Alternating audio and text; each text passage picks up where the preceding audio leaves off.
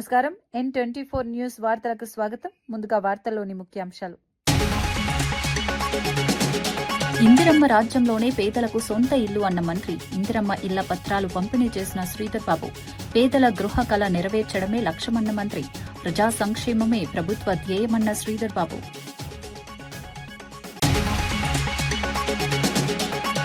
గవర్నర్ను కలిసి భూ వివాదాలపై ఫిర్యాదు చేసిన కవిత. ల్యాండ్ మాఫియా అంశాలను గవర్నర్ దృష్టికి తీసుకెళ్లిన కవిత. భూ సంబంధిత అక్రమాలపై చర్యలు కోరిన కవిత. భూముల వ్యవహారాల్లో పారదర్శకత అవసరమన్న కవిత.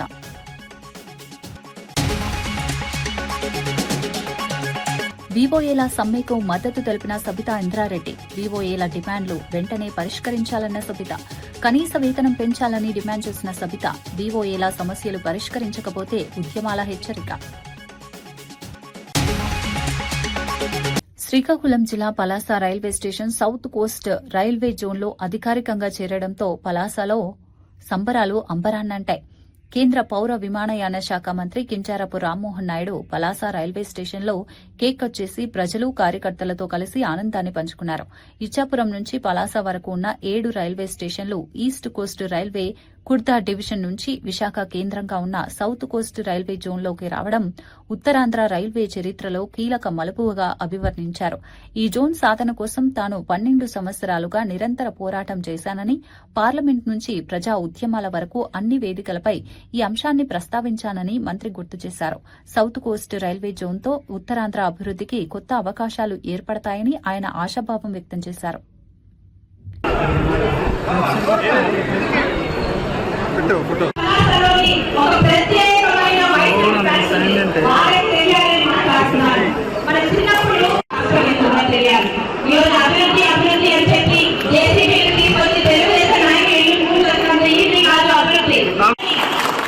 ప్రతి ఒక్క అభివృద్ధిని ఈరోజు శ్రీకాకుళం తీసుకొస్తున్నారు.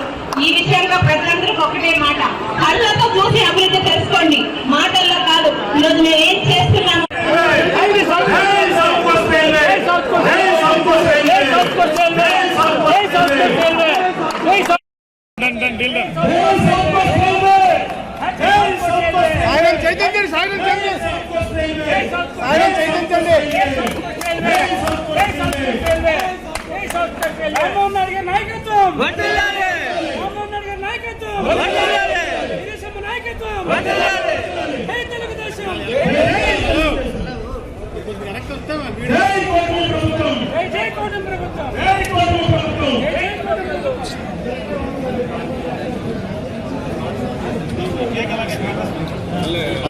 చాలా కష్టం. ఫోటో కొట్టు కొద్ది అమ్మ ఇంకొకసారి అలా అన్నా ఇంకోసారి మరి అలా ఢిల్లీలో పార్లమెంట్ లో మాట్లాడారు. రైల్వే మంత్రులు ఎంతమంది మారినా అందరి దగ్గరికి వెళ్ళి 10 సార్లు వెళ్ళి ఈ రైల్వే జోన్ తాలూకా సమస్యని వాళ్ళతో చర్చించి ఇది మన ప్రాంతానికి, రాష్ట్రానికి ఎంత ముఖ్యమైనటువంటిదో వాళ్ళందరికీ కూడా తెలియజేశారు. ఆఖరికి ఇంకొక అడుగు పెంచాలి పోరాటం అని చెప్పి ఇచ్చాపురం రైల్వే స్టేషన్ లో రాత్రి పూట ఒక పార్లమెంట్ సభ్యులుగా పడుకొని దీక్ష కూడా చేశారని గుర్తు చేస్తున్నారు. అలాగే శ్రీకాకుళం రైల్వే స్టేషన్ లో కూడా పడుకొని దీక్ష చేశారు. విశాఖపట్నం రైల్వే స్టేషన్ లో కూడా దీక్ష చేసి దేశ స్థాయిలో మన రైల్వే జోన్ తాలూకా సమస్య ప్రతి వ్యక్తికి, ప్రతి పౌరుడికి కూడా తెలియజేయాలని ఆ రోజు అనుకరించినటువంటి పోరాటం చేశాం. పోరాటం చేసిన తర్వాత 12 సంవత్సరాలు సుదీర్ఘమైనటువంటి పోరాటం, సుదీర్ఘమైన చర్చ, ఎన్నో అవకతవకలు, ఎన్నో ఆటుపట్లు ఇవన్నీ వచ్చిన తర్వాత 3వసారి పార్లమెంట్ సభ్యులుగా మీరందరూ కూడా గెలిపిస్తే చంద్రబాబు నాయుడు గారు, నరేంద్ర మోదీ గారి తాలూకు ఆశీస్సులతో అత్యంత చిన్న వయసులో ఈ రోజు కేబినెట్ మినిస్టర్ గా ఉన్నప్పుడు ఇది ఎట్టి పరిస్థితుల్లో మన టైంలోనే దీనికి శాశ్వత పరిష్కారం అందించాలని నేటి రైల్వే మినిస్టర్ గా ఉన్నటువంటి అశ్విని వైష్ణవ్ గారికి తరచూ కూడా వెళ్లి దీని గురించి మళ్ళీ చర్చించి ఈ రోజు ఎవ్వరు కూడా ఊహించినటువంటి విధంగా జూన్ 1వ తేదీన ఆంధ్రప్రదేశ్ రాష్ట్రానికి ఒక ప్రత్యేకమైనటువంటి zone south Coast railway zone Telugu వారందరికీ కూడా నా హృదయపూర్వకమైనటువంటి శుభాకాంక్షలు తెలియజేస్తున్నాను. కేవలం ఆంధ్ర తెలుగు వారికనే కాదు, మన ముఖ్యంగా ఉత్తరాంధ్ర ప్రాంతానికి ఇది మరొక స్వాతంత్ర ఉద్యమంలాగా, ఆత్మ గౌరవం ప్రతీకలాగా ఈ సౌత్ కోస్ట్ రైల్వే జోన్ మారింది. ఆ ఉద్యాన ప్రాంతంలో కూడా ఈ రోజు ఒక ప్రత్యేకమైనటువంటి విజయం మనం సాధించాం. ఎందుకంటే విశాఖపట్నం అప్పుడు గతంలో వాల్టేర్ డివిజన్ ఉండేది. వాల్టేర్ డివిజన్ పూర్తి వరకే ఆగిపోయింది. ఈ పలాస నుంచి ఇచ్చాపురం వరకు కొరత డివిజన్ లో ఉండేది. ఈ కొరత డివిజన్ లో ఇక్కడ ఈ ప్రాంతం అంతా ఉండడం వల్ల ఏ పని కోసం మనం చేయించుకోవాలన్నా మళ్ళీ ట్రైన్ కారు తీసుకొని అక్కడ భువనేశ్వర్ వరకు వెళ్ళి అక్కడ అధికారులతో మాట్లాడి ఇక్కడ ఒక చిన్న కుర్చీ వేయాలన్నా, ఒక ట్రైన్ కావాలన్నా, ఒక బిల్డింగ్ కట్టాలన్నా అధికారం అంతా కూడా భువనేశ్వర్లోనే ఉండిపోయింది. ఆ సమస్య ఎలా ఉండిందో నాకు కూడా తెలుసు. ఎందుకంటే పూణే నుంచి అక్కడ దూసి వరకు మన కాన్స్టిట్యున్సీలో ఉన్న స్టేషన్ల అభివృద్ధి కోసం దర్జాగా విశాఖపట్నం వెళ్ళి అక్కడ డిఆర్ఎం దగ్గర నుండి పనులన్నీ కూడా చేయించుకునే వాళ్ళం. కానీ ఈ ప్రాంతంలో ఉన్న 7 స్టేషన్ల కోసం మళ్ళీ భువనేశ్వర్ దాకా వెళ్ళి ఆ భువనేశ్వర్ దగ్గరికి వెళ్ళినప్పుడు అనేక రకాలైనటువంటి ప్రాధాన్యతలు వాళ్ళకు ఉంటే బలంగా మన సమస్యలు చెప్పడానికి కొన్ని సందర్భాల్లో ఇబ్బందులు కూడా వచ్చాయి. ఈ ఇబ్బందులు శాశ్వతంగా దీన్ని పరిష్కరించాలని చెప్పి నేను ఎప్పుడైతే రైల్వే జోన్ గురించి 2014 నుంచి ప్రస్తావించానో ఆనాటి నుంచి రైల్వే జోన్ తో పాటు 7 స్టేషన్ల గురించి కూడా ప్రస్తావించేవాడిని. ఇచ్చాపురం నుంచి మనం పలాస వరకు ఉన్నటువంటి స్టేషన్లు అన్ని స్టేషన్లు కూడా ఇటు పక్కన ఉన్నటువంటి జోన్ లోనే కలపాలి, కుర్తా రోడ్డు నుంచి పక్కకు తీసుకొని రావాలని అడిగితే ఈ రోజు రైల్వే మినిస్టర్ గారు నన్ను గౌరవించి, మన ప్రాంతాన్ని గౌరవించి, ఇక్కడ ఉన్నటువంటి సమస్యలు గౌరవించి ఈ 7 స్టేషన్లకి ప్రత్యేకంగా ఒక ఆర్డర్ తీసుకొని వచ్చి ఇచ్చాపురం టు పలాస విశాఖపట్నం డివిజన్ లో మన సౌత్ కోస్ట్ లో కలపడం అనేది మనం చరిత్ర ఉన్నంత వరకు కూడా గుర్తుపెట్టుకోవాల్సినటువంటి విషయాన్ని తెలియజేస్తున్నాం. అందుకనే ఈ కార్యక్రమం చేసినందుకు ప్రత్యేక ధన్యవాదాలు రైల్వే మినిస్టర్ గారు అశ్విని వైష్ణవ్ గారికి మన ప్రాంత వాసులు అందరి తరఫున కూడా ఈ సభాముఖంగా తెలియజేసుకుంటున్నాను. ఆయన పట్టకపోతే ఈ యొక్క 7 స్టేషన్లు రావడం కాదు, అసలు జోన్ రావడం కూడా ఒక సందర్భంలో అసాధ్యమైనటువంటి పని. 18వ జోను భారతదేశంలో 18వ జోన్ ఈ సౌత్ కోస్ట్ రైల్వే జోన్. ఇది ఆపరేషన్స్ లోకి రావాలంటే 1,00,000 ప్రశ్నలు ఏ రైల్వే డిపార్ట్మెంట్ ముందు ఎక్కడ వరకు బౌండరీ గీయాలి, ఎలా దీన్ని విభజన చేయాలి, అడ్మినిస్ట్రేటివ్ గా అధికారులు ఎక్కడ పెట్టాలి, ఏ రకంగా సేఫ్టీ పరంగా మన ఆలోచనలు చర్యలు తీసుకోవాలి, ఇలా రకరకాల. కాంగ్రెస్ పార్టీ అధికార ప్రతినిధుల ఎంపికలో కొత్త విధానాన్ని అమలు చేస్తున్నట్లు టీపీసీసీ అధ్యక్షుడు మహేష్ కుమార్ గౌడ్ తెలిపారు. రాహుల్ గాంధీ ఆధ్వర్యంలో జాతీయ టాలెంట్ హంట్ కార్యక్రమాన్ని ప్రారంభిస్తున్నట్లు వెల్లడించారు. జాతీయ రాష్ట రాజకీయాలపై అవగాహన కలిగిన యువతను గుర్తించి వారికి రాజకీయ అవకాశాలు కల్పించడం ఒక ఈ కార్యక్రమ లక్ష్యమన్నారు. లౌకికవాద విలువలు, సమాజ సేవ పట్ల నిబద్దత కలిగిన ప్రతిభావంతులను ప్రోత్సహించనున్నట్లు చెప్పారు. పార్టీలకు అతీతంగా యువతకు రాజకీయాల్లో ప్రవేశించే అవకాశం కల్పిస్తామని తెలిపారు. దేశ నిర్మాణంలో యువత భాగస్వామ్యాన్ని పెంచడమే ప్రధాన ఉద్దేశమన్నారు. కాంగ్రెస్ పార్టీకి కొత్త ఆలోచనలు, కొత్త నాయకత్వాన్ని తీసుకురావడానికి ఈ కార్యక్రమం దోహదపడుతుందని అభిప్రాయపడ్డారు. రాజకీయాల్లో ప్రతిభకు ప్రాధాన్యం ఇచ్చే దిశగా ఇది కీలక అడుగుగా భావిస్తున్నారు. జాతీయ దృక్పథమైన పూర్ణంగా అవగాహన ఉండి రాష్ట్రంలో ఉన్నటువంటి రాజకీయ స్థితిగతుల మీద రాజకీయంగా అవగాహన ఉండి రాష్ట్రం గురించి భౌగోళికంగా రాష్ట్రంలో ఉన్నటువంటి వివిధ కోణాల మీద అవగాహన వ్యక్తుల్ని కూడా ఈ టాలెంట్ హంట్ లో వెలికి తీస్తారు. రాహుల్ గాంధీ ఆశయం ఏంటంటే కేవలం కాంగ్రెస్ నాయకులకే అధికార ప్రతినిధులు ఇవ్వడం ద్వారా ఆ పర్పస్ పూర్తి కావట్లేదు. కాబట్టి న్యూట్రల్ గా ఉండేటటువంటి లౌకిక వాదం గురించి అవగాహన ఉన్నటువంటి యువకుల్ని, మేధావుల్ని సెలెక్ట్ చేయాలంటే ఒక ఆలోచనతోనే ఈ కొత్త ఒరవడికి వారు శ్రీకారం చుట్టారు. దీనిలో బాగా మాట్లాడగలిగి ఉండి రాష్ట్రం మీద, దేశం మీద, రాష్ట్ర దేశాల రాజకీయాల మీద అవగాహన ఉంటే వారిని అధికార ప్రతినిధులుగా ఈ టాలెంట్ హంట్ ద్వారా ఎంపిక చేసే అవకాశం ఉంది. మాట్లాడని వారు, ఈ దేశ రాష్ట్ర చరిత్ర గురించి తెలిసిన వారు, స్వాతంత్రానంతరం ఈ రాష్ట్రంలో, దేశంలో జరిగినటువంటి పరిణామాల గురించి అవగాహన ఉన్నవాళ్ళు, పార్టీలకు అతీతంగా వారు న్యూట్రల్ ఒపీనియన్ కలిగి ఉన్న వారిని కూడా రీసెర్చర్ గా ఎంపిక చేయడం జరుగుతుంది. అదే మాదిరిగా రాజకీయాల మీద ఆసక్తి కలిగి ఉండి కొత్తగా రాజకీయాలకు వచ్చి సమాజానికి సేవ చేయాలని ఒక దృక్పథం వ్యక్తులు ఈ రంగం మీద, పత్రికా రంగం మీద, పాత్రికేయ రంగం మీద, అధికార ప్రతినిధుల మీద అవగాహన వ్యక్తుల్ని ఈ ప్రక్రియ అంతా కోఆర్డినేట్ చేయడానికి కొంతమంది కోఆర్డినేటర్స్ కూడా నియామకం చేయడం జరుగుతుంది. దేశం రాజకీయాల్లో చాలా మార్పులు వచ్చాయి. ఒకప్పుడు పత్రికలే సమాచార సాధన నుంచి ఇవాళ టీవీలు వచ్చాయి, ఛానల్స్ వచ్చాయి. అన్నిటికి మించి అధునాతన ప్రపంచంలో సోషల్ మీడియా అతిపెద్ద ప్రభావం చూపే ఒక చాప్టర్గా అవతరిస్తున్నటువంటి సందర్భంలో యువతరానికి అపారమైన అవకాశాలు దీని ద్వారా వచ్చేటటువంటి అవకాశం ఉంది. సంకుచిత ఆలోచనల నుంచి బ్రాడర్ గా ఆలోచించేటటువంటి సమాజం రావాలి. ఈ దేశాన్ని సమూలంగా అర్థం చేసుకుని విశాలమైన ఆలోచనలతో దేశ నిర్మాణంలో యువత పాల్గొనాలని ఒక ఆకాంక్ష రాహుల్ గాంధీ గారు వ్యక్తపరిచిన ఈ ధర్మిల ఈ కార్యక్రమాన్ని వాళ్ళ తెలంగాణలో లాంచ్ చేయడం జరుగుతుంది. సామా రామ్మోహన్ గారు మీడియా ఇన్ఛార్జ్ గా ఉన్నారు. వారి కోఆర్డినేట్ చేయడానికి సరల్ పటేల్ గారు గుజరాత్ రాష్ట్రానికి చెందినటువంటి ఏఐసి నాయకులు దీన్ని కోఆర్డినేట్ చేయడానికి వచ్చినారు. దీని పరిపూర్ణ అర్థం ఏంటంటే పారదర్శకత రావాలి. ఆ కోణంలో ఈ టాలెంట్ హంట్ ఉంటుంది.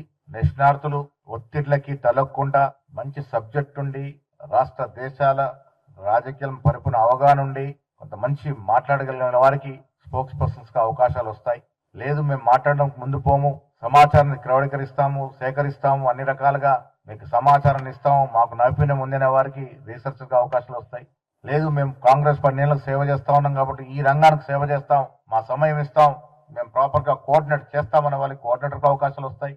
ఒక కొత్త ఒరవడికి రాహుల్ గాంధీ గారు శ్రీకారం చుట్టారు. నేను వైఎస్ఆర్ విగ్రహాల ధ్వంసం వెనుక వైసీపీ కుట్ర ఉందని మంత్రి అనగాని సత్యప్రసాద్ ఆరోపించారు. వైఎస్ఆర్ విగ్రహాన్ని వైసీపీ కార్యకర్తలే ధ్వంసం చేసి ఆ నిందను టీడీపీపై మోపే ప్రయత్నం చేస్తున్నారని విమర్శించారు. రాష్టంలో శాంతి భద్రతలకు భంగం కలిగించేందుకు వైసీపీ పన్నాగాలు పన్నుతోందన్నారు. ప్రజల్లో గందరగోళం సృష్టించేందుకు తప్పుడు ప్రచారాలు చేస్తోందని ఆరోపించారు. అభివృద్ది కార్యక్రమాలపై చర్చ జరగకుండా రాజకీయ ఉద్రిక్తతలు సృష్టించడమే వైసీపీ లక్ష్యమని వ్యాఖ్యానించారు. రాష్టంలో ప్రజలు నిజాలు తెలుసుకుంటున్నారని ఇటువంటి కుట్రలు ఫలించవని అన్నారు.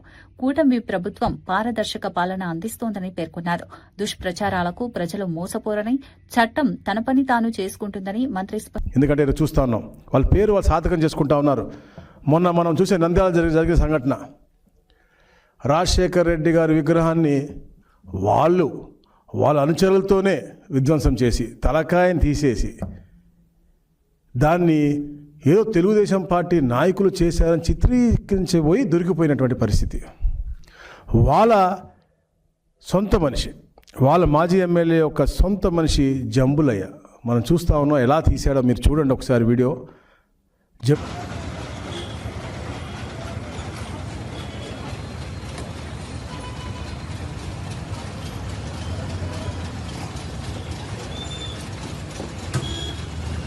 లో కూడా ప్రతి దాంట్లో కూడా పాలు పంచుకున్నాడు. శ్రీమతి కూడా అక్కడ మెప్మాలో సిఆర్పిగా పనిచేస్తూ ఉన్నారు. అది కూడా ఇచ్చింది ఎవరు అంటే గత ఎమ్మెల్యే చంద్రశేఖర్ రెడ్డి. ఆవిడ 2019 నుంచి మెప్మాలో పనిచేస్తూ ఉన్నారు. ఇలాంటి వారు రవిచంద్ర కిషోర్ రెడ్డి, ఇలాంటి వారు అసలు ఒక పార్టీకి అధినాయకుడుగానో అసలు ఉంటే అర్హత ఉందా అని అడుగుతా ఉన్నాను. ఎందుకంటే ఎక్కడన్నా వేరే గతంలో కూడా వీళ్ళ తండ్రికి వాళ్ళకు కూడా చరిత్ర ఉంది. హైదరాబాద్ ప్రశాంతంగా ఉంటే వేరే ముఖ్యమంత్రి ఉండకూడదు, అధిగమించాలని చెప్పే లక్ష్యంతో ఆ రోజుల్లో మతకల్లో సృష్టించిన చరిత్ర వాళ్ళ డిఎన్ఏలో ఉంది. తాత తండ్రి ఈయన అందరికీ ఉంది. ఇస్తే పవన్ కళ్యాణ్ ఎలాంటి నటనైనా చేస్తారని, ఏ డ్రెస్ వేసుకోమన్నా వేసుకుని ఎగురుతారని విమర్శించారు. తెలంగాణలో నిర్వహిస్తున్న నవనిర్మాణ సభల ఉద్దేశంపై ప్రశ్నలు లేవనెత్తిన ఆయన ఇలాంటి సభలను గుజరాత్, కేరళ, తమిళనాడు వంటి ఇతర రాష్ట్రాల్లో ఎందుకు నిర్వహించడం లేదని నిలదీశారు. రాజకీయ ప్రయోజనాల కోసం ప్రజల భావోద్వేగాలను ఉపయోగించుకోవడం సరైంది కాదన్నారు. రాష్ట్ర సమస్యల పరిష్కారంపై దృష్టి పెట్టకుండా రాజకీయ ప్రదర్శనలు చేయడం వల్ల ప్రజలకు ఉపయోగం ఉండదని వ్యాఖ్యానించారు. రాజకీయాల్లో బాధ్యతాయుతమైన వ్యవహారం అవసరమని పేర్కొన్నారు. ప్రజల నమ్మకాన్ని పొందాలంటే కార్యాచరణతో ముందుకు రావాలని సూచించారు. రాష్ట్రమైన గౌరవించే విధంగా గౌరవించడం ఇవాళ ఎందుకు మేము మాట్లాడుతున్నామంటే తెలంగాణ కోసం పార్లమెంటు సభ్యుడిగా ఆనాడు సకల జనుల సమ్మె ద్వారా తెలంగాణ అందరూ కూడా తెలంగాణ కావాలని అడిగినాం, పోరాటం చేసినాం. ఇవాళ తెలంగాణ పోరాట యోధులుగా అమరవీరులు కావచ్చు, లేదా పూర్తి స్థాయిగా ఇబ్బంది పడ్డటువంటి వాళ్ళు, కేసులు ఇతరత్ర ఉన్నటువంటి వాళ్ళను గుర్తించి గౌరవించాలి, గుర్తించాలని ఒకవైపు తెలంగాణ ఉద్యమకారులను గుర్తింపు గౌరవాన్ని ఇచ్చే కమిటీ ఏర్పాటు చేసుకొని ఇక్కడ మనం ఆ కార్యక్రమం చేస్తూ ఉంటుంటే తెలంగాణ ఎట్లా పడితే అట్లా తిట్టినానే తెలంగాణ ప్రజల ఆత్మగౌరవానికి విఘాతం కలిగించిన ఆయనే తెలంగాణ ఆవిర్భావ దినోత్సవంలో రైట్ ఇది ఒక ప్రజల ఆకాంక్ష, తెలంగాణ రాష్ట్ర అభివృద్ధికి మేము కూడా సహకరిస్తాడు పర్లే. కానీ మరి ఈ నవనిర్మాణ సభను పెడతాడు, పోయి గుజరాత్లో పెడతలేవు, పక్కన కేరళలో పెడతలేవు, పక్క తమిళనాడు పెడతలేవు. ఓన్లీ తెలంగాణకు వచ్చి ఆయనే పైసలు ఇస్తే ఏ నటన అంటే ఆ నటన ఏమంటాడు, ఏ డ్రెస్ వేసుకోమంటే ఆ డ్రెస్ వేసుకొని ఎగురుతాడు.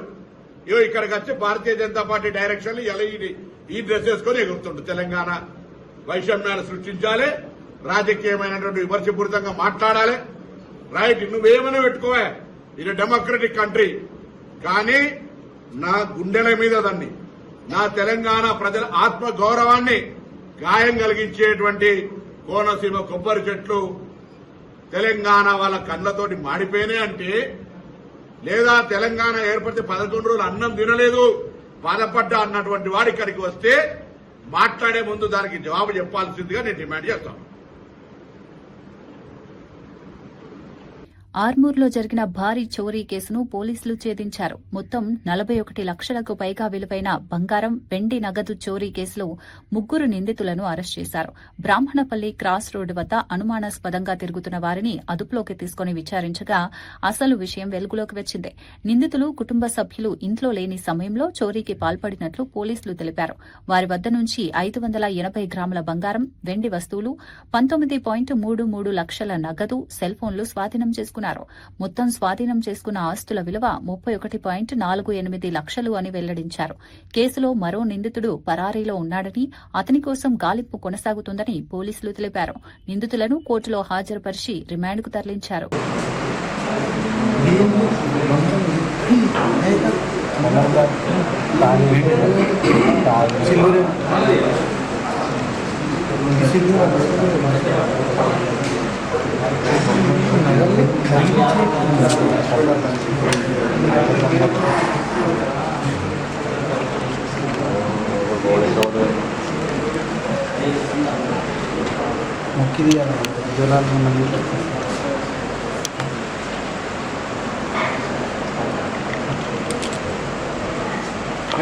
పోలీసులు మన సిసిఎస్ వారు ఒక హెచ్బీబై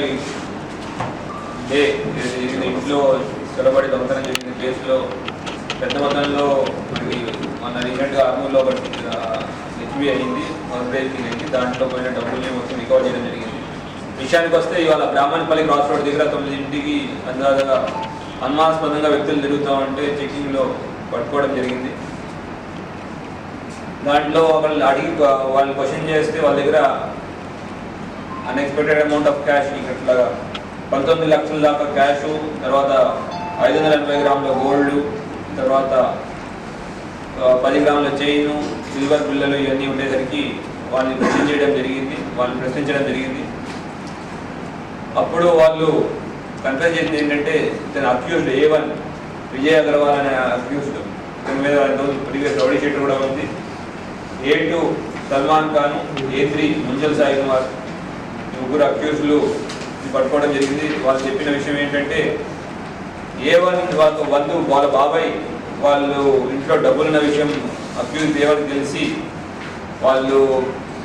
బాబాయ్ వాళ్ళు వేములవాడకి వెళ్ళిన టైంలో A2 అక్యూజ్ ద్వారా సల్మాన్ ఖాన్ ద్వారా దొంగతనం చేయడానికి పురుగొల్పాడని, వాళ్ళు లేని టైం వాళ్ళ ఇన్ఫర్మేషన్ ఇవ్వగానే వీళ్ళు వెళ్ళి సల్మాన్ ఖాన్ వెళ్ళి దీన్ని పాలగొట్టి ఇంట్లో ఉన్న బంగారము డబ్బులు తీసుకెళ్ళడం, దానికి తోడ్పడిన వాళ్ళు ముంజల్ సాయి కుమార్, శ్రీహరి అనే వాళ్ళు కూడా సాయపడ్డారు. దీంట్లో సాయి కుమార్ కూడా కస్టడీలో తీసుకునే అతను కూడా ఉన్నాడు. శ్రీహరి అనేది అబ్స్కాండింగ్లో ఉన్నాడు, అతను కూడా తొందరలో పట్టుకుంటాం. అయితే పోయిన క్యాష్లో 1 లక్ష రూపాయలు సల్మాన్ ఖాన్ తన ఖర్చులు చేసుకున్నాడని, తర్వాత సాయి కుమార్ ఒక 83,000 తన అవసరాల కోసం వాడుకున్నాడు. ఇంకా 8 లక్షలు శ్రీహరి దగ్గర ఉంది. అయితే విజయ్ అగర్వాల్ మీద పాత కేసులు ఉండడం వల్ల ఆల్రెడీ రౌడీ షీట్ కూడా ఓపెన్ చేయడం జరిగింది. ఇంత హ్యూజ్ అమౌంట్లో క్యాష్ పోవడం, తర్వాత ఇన్ఫర్మేషన్ అంతా ఆర్మూర్ పోలీసులు, తర్వాత సిసిఎస్ సెంట్రల్ క్రైమ్ స్టేషన్ పోలీసులు అందరూ దీని గురించి ఎఫర్ట్ చేసి వాళ్ళ ఇన్ఫర్మేషన్ డెవలప్ చేసి వాళ్ళు పట్టుకున్నారు. ఎంత మొత్తం ఆపరేషన్ లీడ్ చేసిన వెంకటేశ్వర రెడ్డి మన ఏసీపీ ఆర్మూర్ గారిని, తర్వాత అక్కడ ఫీల్డ్లో ఉండి మొత్తం చూసుకున్న ఇన్స్పెక్టర్లు ఆర్మూర్ సత్యనారాయణ, అట్లానే సిసిఎస్ ఇన్స్పెక్టర్ సాయినాథ్, తర్వాత మన ఎస్ఐలు రజనీకాంత్, తర్వాత team Amarender, head constable Kiran Kumar PC, Satish PC, Ashok PC, Anvesh PC, వీళ్ళందరికీ కూడా డిపార్ట్మెంట్ నుంచి అభినందనలు తెలుపుతున్నాం. అట్లానే మీడియా మిత్రుల ద్వారా ప్రజలందరికీ ఒక విజ్ఞప్తి, మీ యొక్క డబ్బులు మీరు ఒకవేళ బయటికి వెళ్తున్నట్టయితే మీ యొక్క డబ్బుల విషయాలు కానివ్వండి, ఆభరణ విషయాలు కానివ్వండి, మిగతా ఎవరికి చెప్పకండి. రెండోది, అసలు బయటికి వెళ్ళేటప్పుడు వీటిని అన్నింటినీ బ్యాంక్ లాకర్లో కానివ్వండి లేదా సేఫ్ ఖర్చులో పెట్టడం చాలా మంచిది. ఈ కేసులో చూసినట్టు తెలిసిన బంధువులే దీంట్లో అఫెన్స్కి గురికొల్పారు, డైరెక్ట్గా అతను కాకపోయినా వేరే వాళ్ళ ద్వారా చేసే ఛాన్సెస్ ఎప్పుడైనా ఆస్కారం ఉంటుంది. దాన్ని మనం ఎప్పుడూ దృష్టిలో పెట్టుకుని మనం దానికి తగ్గ జాగ్రత్తలు తీసుకోవాల్సిందిగా విజ్ఞప్తి. Thank you. తెలంగాణలో గ్రామీణ పేదరిక నిర్మూలన సంస్థ పరిధిలో పనిచేస్తున్న వివోఏల సమ్మెకు మాజీ మంత్రి సబితా ఇంద్రారెడ్డి మద్దతు తెలిపారు. మహేశ్వరం మండల కేంద్రంలో కొనసాగుతున్న దీక్షలో పాల్గొన్న ఆమె వివోఏల న్యాయమైన డిమాండ్లను ప్రభుత్వం వెంటనే పరిష్కరించాలని డిమాండ్ చేశారు. బీఆర్ఎస్ హయాంలో వారి గౌరవ వేతనాన్ని పెంచిన విషయాన్ని గుర్తు చేశారు. ప్రస్తుతం వివోఏలను సెర్ప్ ఉద్యోగులుగా గుర్తించాలని, హెచ్ఆర్ పాలసీ అమలు చేయాలని, కనీస వేతనాన్ని 20,000కు పెంచాలని కోరారు. గ్రామాల్లో స్వయం సహాయక సంఘాల బలోపేతానికి వివోఏలు కీలక పాత్ర పోషిస్తున్నారని పేర్కొన్నారు. కాంగ్రెస్ ప్రభుత్వం మహిళా సంఘాలను, గ్రామ దీపికలను మోసం చేసిందని ఆరోపించారు. వారి సమస్యలను పరిష్కరించకపోతే ఉద్యమాలు మరింత ఉధృతమవుతాయని హెచ్చరించారు. దాదాపుగా రాష్ట్రంలో 18,000 మంది ఈరోజు వివోఏలు ధర్నా కూర్చొని 15 రోజుల నుండి కూర్చుంటున్నా. 15 రోజుల నుండి కూడా ప్రభుత్వానికి కనిపించకుండా మరి ఇంటెలిజెన్స్ రిపోర్ట్ ఏం తెచ్చుకుంటున్నారు, అధికారుల రిపోర్ట్ ఏం తీసుకుంటున్నారు అర్థం కాని పరిస్థితి. 15 రోజుల నుండి ఆడబిడ్డలు 18,000 మంది ఆడబిడ్డలు రోడ్డు మీద కూర్చున్నారంటే ఖచ్చితంగా ఈ ప్రభుత్వం ఇమీడియట్ వాళ్ళే ధర్నా చేసి వాళ్ళు వదిలేస్తారనే లెవెల్లో ప్రవర్తిస్తున్నట్టుంది. ఎట్టి పరిస్థితుల్లో ఈ ప్రభుత్వంలో ఎన్నో హామీలు ఇచ్చినారు. ఆ హామీలని నెరవేర్చమని మీరిచ్చిన హామీని మాత్రమే వాళ్ళు అడుగుతున్నారు. ప్రభుత్వంలో ఉన్న పెద్దలందరూ కూడా ఆలోచించాలి. రేపే ముఖ్యమంత్రి గారు ఫ్యూచర్ సిటీకి వస్తారు. అందుకూరు మహేశ్వరంలో ఈ రోజు రోడ్డు పైన కూర్చొని ధర్నా చేస్తా ఉన్నారు వివోఏలు. వాళ్ళందరినీ కూడా వాళ్ళ సమస్యలను, వాళ్ళ డిమాండ్స్ ని ఇమీడియట్ గా ఆమోదించాలని ప్రభుత్వాన్ని కోరుతూ ఉన్నాం. ముఖ్యంగా రాష్ట్ర వ్యాప్తంగా ఉన్న మహిళా సోదరి మండలందరూ స్టేజ్ ఎక్కి మైక్ పెట్టుకుంటే వాళ్ళు 1,000,000 మంది ఆడబిడ్డల్ని కోటేశ్వరం చేస్తా అంటున్నారు. ఆడబిడ్డలందరికీ కూడా ఆర్థికంగా, సామాజికంగా ధైర్యం వచ్చేటట్టు వీళ్ళందరినీ ఒక తండ్రి వివోఏలు. వాళ్ళని మర్చిపోతే ఈ రోజు మహిళలకు మనం ఏమి ఇస్తున్నా కూడా అది నిజంగా అది ఇస్తున్నట్టు కాదు. ఎందుకంటే వీళ్ళందరూ కూడా ఆడబిడ్డలే. సంఘాల బలోపేతానికి ఏ విధంగా ప్రయత్నం చేస్తారు. ప్రభుత్వం ఏ పథకాన్నైనా కింద స్థాయి వరకు తీసుకెళ్లడం ఒకటి. 18 సంవత్సరాల ప్రతి ఆడబిడ్డ కూడా సంఘటితం చేస్తూ ఎక్కడ ప్రభుత్వ కార్యక్రమం ఉన్నా వాళ్ళందరినీ కూడా తీసుకొచ్చి ప్రభుత్వ కార్యక్రమాలన్నీ కూడా వేయాలి. కాబట్టి ప్రభుత్వం ఇప్పటికే 3 సంవత్సరాల టైం ఇచ్చారు. వాళ్ళకి 2-3 సంవత్సరాల టైం ఇచ్చారు. ఇప్పటికీ ఇప్పుడు కూడా అడగకపోతే ఇంకా మీరు చెయ్యరని ఆలోచన మా సోదరి మండలికి వచ్చింది. మీరిచ్చిన హామీని, ఎన్నికలప్పుడు మీరు ఇచ్చిన హామీ, మీరు మేనిఫెస్టోని సాధించిన తర్వాత కేసీఆర్ గారు సంఘాల బలోపేతాన్ని కృషి చేస్తూ దాని వెనుక ఉన్న ఆర్పీలకు కానీ వివోఏలకు కానీ కొంత 2,000 ఉన్న శాలరీ వీళ్ళకి 5,000, వాళ్ళకి 6,000 చేస్తూ ఆర్పీలకి వివోఏలకు ఇంకొక సమస్య ఏంటంటే సంఘాల అకౌంట్ వేసి వాళ్ళ దగ్గర నుండి తీసుకోవాల్సిన అవసరం ఉంటుంది. గ్రామ సంఘం వాళ్ళకు నేరుగా రిక్వెస్ట్ ఒకటైతే ఎన్నికల కన్నా ముందు మీరు ఇచ్చిన హామీని పాటిస్తున్నామంటే 20,000 రూపాయలు వాళ్ళకి నెలకి ఇస్తామని మీరు ఇచ్చిన మాటనే నిలబెట్టుకోమని కోరుతున్నారు ఆడబిడ్డలు. వేరే ఎక్కువేం అడుగుతలేదు. జయశంకర్ భూపాల్పల్లి జిల్లా కాటారంలో మంత్రి శ్రీధర్ బాబు ఇంద్రమ్మ ఇండ్ల మంజూరు పత్రాలను లబ్దిదారులకు పంపిణీ చేశారు. 5 మండలాలకు చెందిన అర్హులైన కుటుంబాలకు ఈ పత్రాలు అందజేశారు. ఈ సందర్భంగా మాట్లాడిన మంత్రి పేదలకు సొంత ఇల్లు కల్పించడమే కాంగ్రెస్ ప్రభుత్వ లక్ష్యమన్నారు. గత ప్రభుత్వం ఆర్థిక వ్యవస్థను అస్తవ్యస్తం చేసిందని విమర్శించారు. మహిళల అభివృద్ది, సంక్షేమానికి ప్రాధాన్యత ఇస్తూ ప్రభుత్వం ముందుకు సాగుతోందన్నారు. ఇంద్రమ్మ ఇళ్ల పథకం ద్వారా వేలాది కుటుంబాలకు గృహ కళ నెరవేరుతుందని తెలిపారు. గ్రామీణ, పట్టణ ప్రాంతాల్లో మౌలిక సదుపాయాలతో కూడిన గృహాలను అందించేందుకు చర్యలు తీసుకుంటున్నామని వెల్లడించారు. ప్రజా సంక్షేమమే ప్రభుత్వ ధ్యేయమని, అర్హులైన ప్రతి కుటుంబానికి న్యాయం జరిగేలా చూస్తామని మంత్రి శ్రీధర్ బాబు స్పష్టం చేశారు. ఈ రోజు మొదటి దఫగా మరి 3,500 ఇల్లులు ఇచ్చినాం. ఆ క్రమంలో ఈ 5 మండలాలకు సంబంధించి పెద్ద ఎత్తున మరి 1500 ఇళ్ల నిర్మాణ కార్యక్రమాలను చేపట్టారు. ఇంకా చాలా మందికి ఇచ్చేది ఈ సంవత్సరం అంటే ఇదే రోజు ఆసిఫాబాద్లో ముఖ్యమంత్రి గారి చేతుల మీదుగా 2వ దశ ఇంద్రమ్మ ఇళ్ల కార్యక్రమానికి శ్రీకారం చుట్టబోతా ఉన్నాం ఈరోజు సాయంత్రం. ఆ క్రమంలో మరొక 1000-1500 ఇల్లులు ఈ సంవత్సరం ఇచ్చే కార్యక్రమం ప్రభుత్వం నిర్ణయం చేసింది. నేను మీ అందరినీ కోరుతా ఉన్నా, ఈరోజు ఇళ్లకు సంబంధించి ఇంద్రమ్మ కమిటీకి సంబంధించి లేకుంటే అక్కడున్న మా నాయకుడికి సంబంధించి నేను ప్రతి మీటింగ్లో చెప్పిన 5 లక్షల రూపాయలు ఈరోజు రాష్ట్ర ప్రభుత్వం మీకు అందరికీ ఇళ్ల నిర్మాణ కార్యక్రమం చేపట్టాలని 2 బెడ్రూమ్ల ఇళ్ల నిర్మాణ కార్యక్రమం చేపట్టాలని ఇస్తాం. ఈరోజు నేను పీడీ గారికి కూడా అదేవిధంగా వారి అధికారులకు రేపు ఫౌండేషన్ వేసినప్పుడు, బేస్మెంట్ అయినప్పుడు, లెంటల్ లెవెల్ వచ్చినప్పుడు, స్లాబ్ పరంగా వచ్చినప్పుడు 1 రూపాయి కూడా మా లబ్ధిదారుల నుంచి వారి పరంగా ఎక్కడ కూడా ఇబ్బంది రాకుండా చూసే కార్యక్రమం జిల్లా కలెక్టర్ గారు చేయాలని మేము ఆదేశిస్తా ఉన్నాం. రేపటి మీకు రేపు బిల్లు ఇప్పిస్తాం, బిల్లు ఇప్పిస్తామంటే ఎవరు డబ్బులు ఖర్చు పెట్టద్దమ్మా, నేరుగా మీ బ్యాంక్ అకౌంట్లకు వస్తాయి. రేపు పొద్దుగాల ఎవరైనా వచ్చి శ్రీధర్ బాబు గారు పోతున్నా రూపాయి అని అడిగితే వెంటనే పోలీస్ స్టేషన్ కంప్లైంట్ ఇవ్వండి, ఎస్పీ గారు వస్తారు మీ దగ్గరికి. ఈరోజు నేను చెప్తా ఉన్నా, ప్రభుత్వ పరంగా ఈరోజు 5 లక్షల రూపాయల ఇళ్ల నిర్మాణ కార్యక్రమ భాగంలో నేరుగా ఎవరికి కూడా రూపాయి ఖర్చు లేకుండా ఇళ్ల నిర్మాణ కార్యక్రమం చేపట్టాలనే ఉద్దేశంతో అందరికీ ఇల్లు ఇస్తా ఉన్నాం. ఎవరైనా మధ్య ధరాలు వచ్చి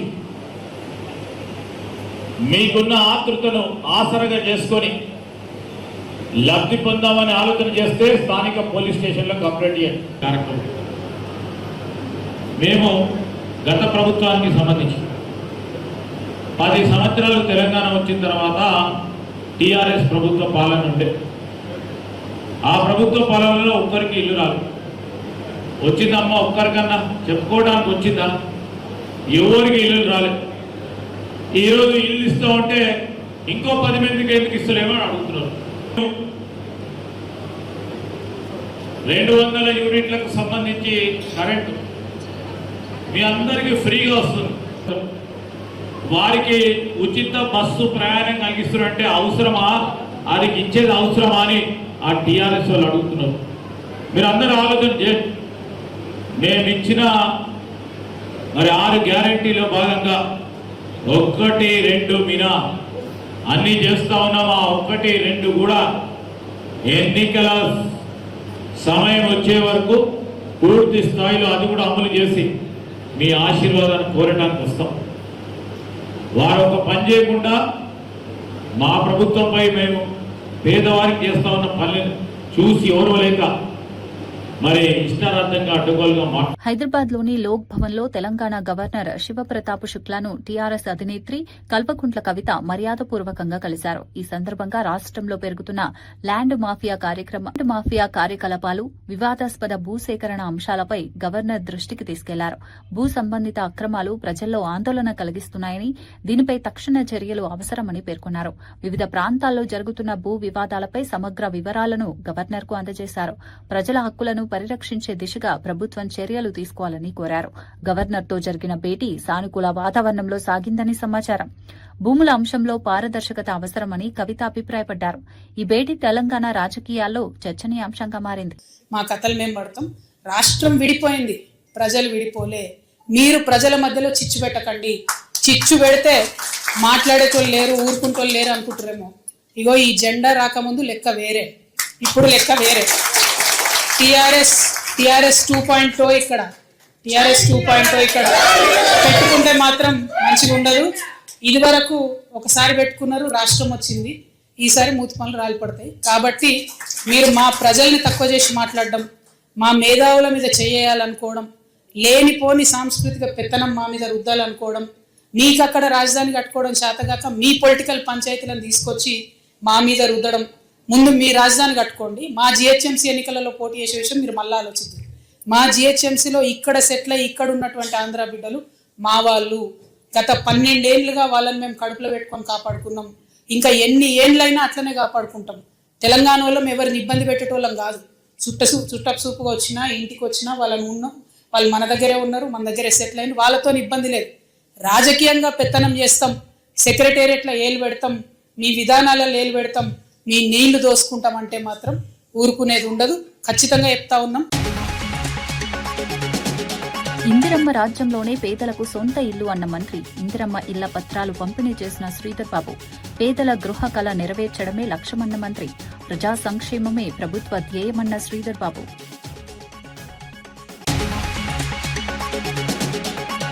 గవర్నర్ను కలిసి భూ వివాదాలపై ఫిర్యాదు చేసిన కవిత. ల్యాండ్ మాఫియా అంశాలను గవర్నర్ దృష్టికి తీసుకెళ్లిన కవిత. భూ సంబంధిత అక్రమాలపై చర్యలు కోరిన కవిత. భూముల వ్యవహారాల్లో పారదర్శకత అవసరమన్న కవిత.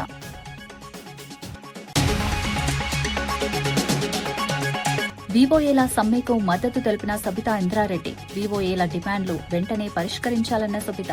కనీస వేతనం పెంచాలని డిమాండ్ చేసిన సబిత. వివోఏల సమస్యలు పరిష్కరించకపోతే ఉద్యమాల హెచ్చరిక.